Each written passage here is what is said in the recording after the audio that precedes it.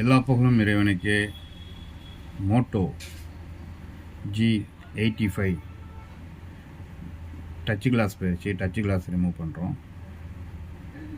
எப்படிங்கிறது தான் போட்டிருக்கோம். ஷார்ட் வீடியோவை வந்து வாட்ஸ்அப், ஃபேஸ்புக் இதிலெல்லாம் போட்டிருக்கோம். ஃபுல் வீடியோவை வந்து யூடியூப்பில் போட்டிருக்கோம். எப்படி ஃபிட்டிங்கை பண்ணுறோம், எப்படி ஃபுல் செட்டை எப்படி பிரிக்கிறோங்கிறது தான் இந்த வீடியோ. நம்ம டிஸ்பிளேவில் எடுக்கிறதுக்கு பின்னாடி உள்ள ஸ்க்ரூவெல்லாம் ரிமூவ் பண்ணுறோம். மேலே உள்ள மூடியை கழட்டிட்டு ஸ்க்ரூவை கழட்டினதுக்கப்புறமா கீழே உள்ள ஸ்பீக்கரோட மூடியையும் கழட்டிட்டு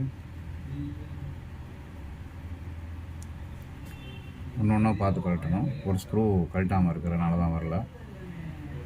அது கவனமாக பார்த்து கழட்டணும். அது ஃபுல்லாக பிளாக் கலராக இருக்கிறதுனால அந்தளவுக்கு அந்த ஸ்க்ரூ தென்படலை.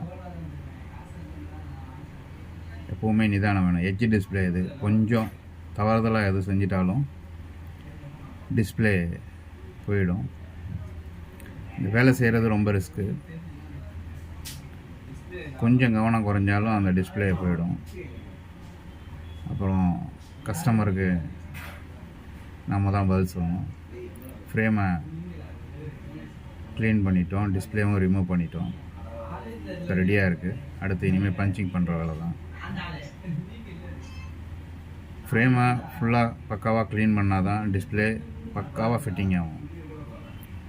கிளாஸ் அறுத்து எடுத்துட்டோம். கிளாஸ் தனியாக வந்துருச்சு பாருங்கள். கொஞ்சம் இதில் மாற்றம் வந்தாலும் அழுத்தத்தில் கிளாஸ் போயிடும். புது கிளாஸ் போட்டு மிஷினில் பஞ்ச் பண்ணி ரிமூவ் பண்ணியாச்சு. கிளாஸு ஃபிட்டிங் பக்காவாக வந்திருக்கு. இனி செக் பண்ண வேண்டியதான். டிஸ்பிளேவை ஆன் பண்ணியாச்சு.